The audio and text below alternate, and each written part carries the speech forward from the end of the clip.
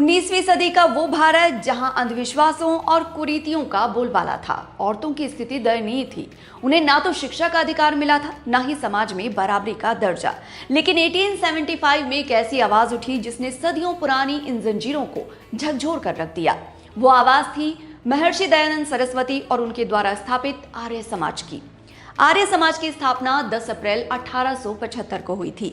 आर्य समाज ने women empowerment, education और equal rights के लिए ऐतिहासिक और क्रांतिकारी काम किए हैं। स्वामी दयानंद सरस्वती का मानना था कि जो अधिकार पुरुषों को प्राप्त हैं, वही महिलाओं को भी मिलने चाहिए। आज के वीडियो में हम जानेंगे कि कैसे आर्य समाज ने भारतीय नारी के जीवन में क्रांति की शुरुआत की। स्वामी दयानंद का नारा था, वेदों की ओर लौटो। दरअसल उस समय समाज में यह धारणा थी कि महिलाएं वेद नहीं पढ़ सकती, लेकिन स्वामी जी ने यह सिद्ध किया कि वेदों में महिलाओं को शिक्षा और वेद मंत्र पढ़ने का पूरा अधिकार है। उस दौर में जहां लड़कियों को पढ़ाना पाप माना जाता था, आर्य समाज ने देश भर में लड़कियों के लिए स्कूल और कॉलेज खोले। उनका मानना था कि शिक्षा ही समाज में महिलाओं के लिए आजादी और बराबरी का जरिया बन सकती है। आर्य समाज ने माना कि बिना शिक्षित मां के एक सशक्त राष्ट्र का निर्माण बिल्कुल मुमकिन नहीं है। उन्होंने डीएवी संस्थानों के माध्यम से महिलाओं के लिए आधुनिक और वैदिक शिक्षा के द्वार खोले। आर्य समाज ने शिक्षा के माध्यम से भविष्य तो संवारा ही, साथ ही उस समय की परिस्थितियों पर भी फोकस किया और कुप्रथाओं के खिलाफ जमीनी स्तर पर मोर्चा संभाल लिया। उस वक्त समाज में महिलाओं के खिलाफ कई अमानवीय परंपराएं और प्रथाएं प्रचलित थीं, जिनका आर्य समाज ने जमकर विरोध किया। उस वक्त समाज की सबसे इनह्यूमन परंपराओं में से एक थी सती प्रथा। इस प्रथा के अनुसार अगर किसी औरत के पति की डेथ हो जाती थी तो औरत को भी पति की चिता के साथ ही जला दिया जाता था। कुछ औरतें कंडीशनिंग या फिर सोशल प्रेशर के चलते खुद ही सती हो जाती थी, लेकिन जो औरतें इस कुप्रथा को मानने से इनकार कर देती थी, उन्हें जबरन पति की चिता में फेंक दिया जाता था। हालांकि इस कुप्रथा के खिलाफ कानूनी कार्रवाई 1829 में राजा राम मोहन राय के प्रयासों से शुरू हुई थी और इसे कानूनी तौर पर प्रतिबंधित भी कर दिया गया था। लेकिन समाज में इसकी जड़ें इतनी गहरी थी कि लोग चोरी छिपे इसका पालन कर रहे थे, जिसके खिलाफ समाज में जागरूकता फैलाने का काम किया आर्य समाज ने। उस वक्त समाज में बाल विवाह का प्रचलन था। लड़कियों की कम उम्र में ही शादी कर दी जाती थी, जिससे उनके शारीरिक और मानसिक विकास पर तो असर पड़ता ही था, उनका सामाजिक जीवन भी सीमित हो जाता था।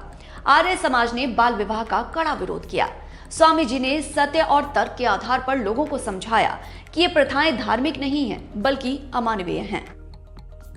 उस समय विधवाओं का जीवन नर्क जैसा था। आर्य समाज ने विधवा विवाह को प्रोत्साहित किया और उनके लिए आश्रम बनवाए, जहां उन्हें आत्मनिर्भर बनने के लिए वोकेशनल ट्रेनिंग दी जाती थी।